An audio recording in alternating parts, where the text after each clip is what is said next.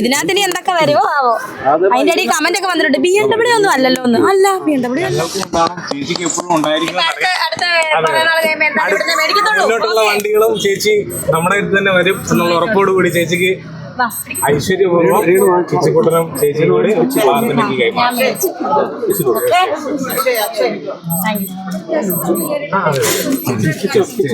കാപ്പിയും കാര്യങ്ങളൊക്കെ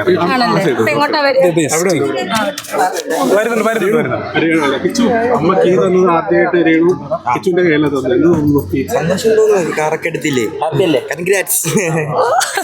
എന്തുകൊണ്ടാണ് കിച്ചുവിന്റെ കയ്യിൽ തന്നെ കീ കൊടുക്കണമെന്ന് തോന്നി? എന്റെ മൂത്ത മാനവനല്ലേ, ഇളയവനെ ഒന്നും അറിയില്ലല്ലോ. അപ്പം രണ്ടുപേരുടെയും കൊടുക്കാൻ പക്ഷെ ആ കുഞ്ഞിനൊന്നും അറിയാം. അപ്പൊ കിച്ചുവല്ലേ മൂത്ത മോൻ, സൂച്ചേട്ടൻ കഴിഞ്ഞ കിച്ചുവല്ലേ ഞങ്ങക്ക് എല്ലാം. അതെ, അതുകൊണ്ട് അവന് കൊടുത്തു. അവനല്ല ഞങ്ങളുടെ കുടുംബനാഥൻ ഇപ്പോഴത്തെ, അവന് കൊടുത്തു. കഷ്ടപ്പെട്ട് അധ്വാനിച്ചൊരു കാർ സ്വന്തമാക്കിയതിനെ കുറിച്ച് ഏറ്റവും കൂടുതൽ സന്തോഷം എന്താ പറയുക? സന്തോഷം, അത്രേ ഉള്ളൂ. ഹാപ്പി. ഈ വണ്ടി തന്നെയാണ് മേടിക്കാൻ ആഗ്രഹിക്കുന്നത്? ആ, പിള്ളേർക്ക് അതാ ഇഷ്ടം. പിള്ളേർക്ക് വേണ്ടിയില്ലേ മേടിച്ചു, പിള്ളേർക്ക് അതാ ഇഷ്ടം.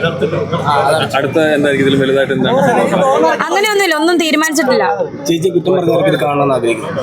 കുറ്റം പറഞ്ഞവര് കാണുമല്ലോ, കാരണം അവർക്ക് പുതിയ കുറ്റം കണ്ടുപിടിക്കണ്ടേ, അതിന് അവര് കാണുമല്ലോ. കാണണമെന്ന് ആഗ്രഹിക്കുന്നൊന്നുമില്ല, കാണുമോ, അവറ്റകള് കാണും. ഇതിനകത്ത് ഇനി എന്തൊക്കെ വരുമോ ആവോ. അതിന്റെ ഇടയിൽ കമന്റ് ഒക്കെ വന്നിട്ടുണ്ട് BMW ഒന്നും അല്ലല്ലോ ഒന്ന്. അല്ല BMW അല്ല, ഞങ്ങൾ സാധാരണക്കാരെ, ഞങ്ങൾക്ക് ഈ കാറെ നമുക്ക് സന്തോഷത്തോടു കൂടിയാണ് വാങ്ങിച്ചത്. BMW ഒന്നും ഇപ്പം വലിയ കാശ്.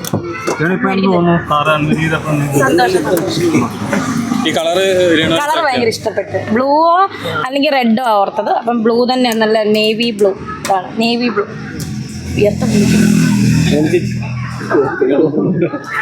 നേവി ബ്ലൂ ആണ് ഇഷ്ടപ്പെട്ടത്. അപ്പം അത് തന്നെ.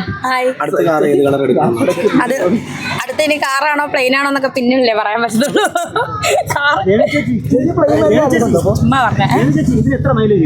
എനിക്കതൊന്നും അറിയത്തില്ല. മൈലേജ് പോയിട്ട് ഇല്ല, ആഗ്രഹിക്കുന്നില്ല. എനിക്ക് സൂചേട്ടൻ അങ്ങനെ മരിച്ചുകൊണ്ട് ഡ്രൈവിംഗ് ഞാൻ പഠിക്കത്തില്ല, പഠിക്കത്തില്ല. അങ്ങനെ ഒരാളെ സംഭവിച്ചു വെച്ചിട്ട് അല്ല, ഞാൻ അങ്ങനെ എടാ, എന്റെ മൈൻഡ് എനിക്കല്ലേ അറിയത്തുള്ളൂ, നിന്റെ മൈൻഡ് നിനക്ക്. ഇപ്പൊ എന്റെ മൈൻഡ് നിങ്ങൾ പറയുന്ന പോലെ ചെയ്യാൻ പറ്റുമോ? ഇല്ല. അത് തന്നെ ബിഗ് ബോസിന് ഞാൻ ഇറങ്ങി, അത് എന്റെ മൈൻഡ് സെറ്റ് പറ്റില്ലാത്തതുകൊണ്ട് ഞാൻ ഇറങ്ങി വന്നു. അപ്പം നമ്മൾ ചോദിക്കും നിങ്ങൾ എന്താ അവിടെ നിൽക്കാതെ. ആ പറയുന്നവരോട് നിൽക്കുന്നേ, അവർക്ക് നിൽക്കായിരിക്കും, പക്ഷെ എനിക്ക് നിൽക്കാൻ പറ്റാത്തതുകൊണ്ടല്ലേ ഞാൻ ഇറങ്ങി. നമ്മളെല്ലാവർക്കും ഓരോരോ വ്യക്തിത്വം ഉണ്ട്, അവരുടെ മനസ്സിന് ഓരോരോ മൈൻഡ് സെറ്റ് ഉണ്ടല്ലേ. ആ ഒരു മൈൻഡ് സെറ്റിലേ നമ്മൾ മുന്നോട്ട് പോകത്തുള്ളൂ. മറ്റുള്ളവർ പറയുന്നത് കേട്ട് നമ്മൾ ഒരിക്കലും പോകും. ഒരിക്കലും ഞാൻ വീട്ടിൽ മൂലയെ കുത്തിയിരുന്നേനെ, അല്ലെങ്കിൽ എല്ലാ കടയിൽ പോയി ജോലി ചെയ്തേനെ. അന്തസ്സാണ്, അന്തസ്സല്ല, നല്ല കടയിൽ പോയി ജോലി ചെയ്യുന്ന അന്തസ്സുള്ള കാര്യം തന്നെയാണ്. ഞാൻ ഞാൻ തിരക്കിയതാണ്, എനിക്ക് ജോലി ഇല്ല എന്ന് പറഞ്ഞത്. അപ്പോൾ അവരാണ് പറഞ്ഞത് സൂചാന്റെ വൈഫിനെ എങ്ങനെയാണ് കടയിൽ നിർത്തുന്നത്, അങ്ങനെ എങ്ങനെയാണെന്ന്. അവരാണ് എനിക്ക് ജോലി തരായിരുന്നത്. ഞാൻ ഒരുപാട് ഞാൻ ഒരുപാട് ലേഡീസ് സ്റ്റോറിലൊക്കെ പോയി നീ ചോദിച്ചിട്ടുണ്ട്, ബേക്കറി വരെ ചോദിച്ചിട്ടുണ്ട് ജോലി തരാമെന്ന്. കാരണം ഞാൻ അങ്ങനെയാണ്. എല്ലാ ജോലിക്കും ഓരോ അന്തസ്സുണ്ട്. നമ്മളിപ്പോൾ ചെയ്യുന്ന ജോലി ആൽബം ആണെങ്കിലും എല്ലാം അന്തസ്സായിട്ട് തന്നെയാണ് ചെയ്യുന്നത്. സ്വന്തം തീരുമാനത്തിന് തന്നെയാണ് വാല്യൂ എന്നുള്ളത് തെളിയിച്ചു. തീരുമാനങ്ങൾ സ്വന്തമായിട്ട് ആറേ തീരുമാനത്തിൽ ഞാൻ എന്താ പറയാ വില കൽപ്പിക്കത്തില്ല. എനിക്ക് എൻ്റെതായിട്ടുള്ള തീരുമാനമുണ്ട് മുന്നോട്ട്. അതുകൊണ്ട് തന്നെയാണ് ഞാനിപ്പോൾ ഇവിടെ നിൽക്കാൻ കാരണം. അതല്ലേ വേണ്ടത്. മറ്റുള്ളവരുടെ തീരുമാനത്തിന് നിന്ന് കഴിഞ്ഞാൽ അവർ പറയുന്ന കേട്ട് നിൽക്കണം, അല്ലെങ്കിൽ അവരുടെ ഇതിന് നിൽക്കണം. ഇതിൻ്റെ ആവശ്യമില്ല. നമുക്ക് നമ്മുടേതായിട്ടുള്ള തീരുമാനമുണ്ട്. 34 വയസ്സില്ലേ, ഇനി ആരുടെ തീരുമാനത്തിലാണ് ഞാൻ പോകേണ്ടത്? എൻ്റെ തീരുമാനത്തിലാണ് ഞാൻ പോകുന്നത്. ഇതുവരെ എത്തിയാലും എത്തിയില്ലെങ്കിലും ഞാൻ ഇങ്ങനെ പോകത്തുള്ളൂ. അതാണ് നമുക്കൊരു എന്നാ പറയാ, എത്തും അങ്ങനെയൊന്നും ഇല്ല. എത്തിയാലും ദൈവത്തിൻ്റെ കയ്യിലല്ല, നാളെ എന്താവും എന്നുള്ള ദൈവത്തിൻ്റെ കയ്യിലാണ്. ഇന്നത്തെ കാര്യം നമുക്കറിയാം, ഇന്നിങ്ങനെ പോകുന്നു, അത്രേ ഉള്ളൂ. വൈകിട്ട് കോഴിക്കോട് പോകണം, വിട്ടോട്ടെ. ഞാൻ എല്ലാവരും ഹാപ്പി അല്ലേ, ഞാൻ എവിടെ പോയാലും ഹാപ്പി.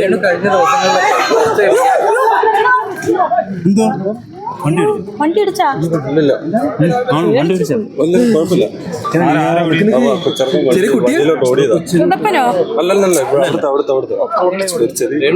പറ്റിയില്ലല്ലോ. കഴിഞ്ഞ ദിവസങ്ങളിലൊക്കെ കുറെ റിയാക്ഷൻ കൊടുക്കുന്നുണ്ടോ ഇൻസ്റ്റയിലൊക്കെ? അപ്പൊ അതിനുണ്ടായ സാഹചര്യം എന്താണ്? സാഹചര്യം ഇതൊക്കെ തന്നെ. എനിക്ക് എന്തെങ്കിലും മറുപടി കൊടുക്കണ്ടേന്നേ. ഇമാരെ ഓർക്കുന്ന ഞാനൊന്നും മിണ്ടാതെ വിഴുങ്ങി ഇരിക്കുവാന്നല്ലേ പറയുന്നത്. എന്തെങ്കിലും മറുപടി കൊടുക്കണ്ടേ? എൻ്റെ പൊട്ടിത്തെറിച്ച് കാണുന്ന കഴിഞ്ഞ ദിവസങ്ങളിലാണ്. അതെ, ഇപ്പോഴും തെറിച്ച് തന്നെ നിൽക്കുന്ന ഓരോ കാര്യങ്ങൾ കാണുന്നു. ഇനി ഒന്നും ഞാൻ റിപ്ലൈ കൊടുക്കുന്നില്ലെന്നേ ഉള്ളൂ. കൊടുക്കുന്നുണ്ട് ഇടയ്ക്കിടയ്ക്ക്, എനിക്ക് തോന്നുവാണെങ്കിൽ ഞാൻ കൊടുക്കും. ആരാണ് ഏറ്റവും കൂടുതൽ ഇപ്പൊ ദ്രോഹിക്കുന്നത്? ഇങ്ങനെയൊക്കെ നിങ്ങൾക്ക് തന്നെ അറിയാലോ ആരൊക്കെയാണ്. ഇപ്പം ഞാൻ എടുത്ത് പറഞ്ഞ് അവർക്ക് റീച്ച് കൊടുക്കേണ്ട കാര്യമില്ലല്ലോ. ആരൊക്കെയാണ് എന്നെ ദ്രോഹിക്കുന്നത് നിങ്ങൾക്കൊക്കെ അറിയാം. അപ്പം ഞാൻ അവരെ എടുത്ത് പറഞ്ഞ് അവരെ റീച്ച് കൂട്ടേണ്ട കാര്യമില്ല. ദ്രോഹിക്കുന്നവർ ദ്രോഹിക്കുക, എനിക്ക് കുഴപ്പമില്ല.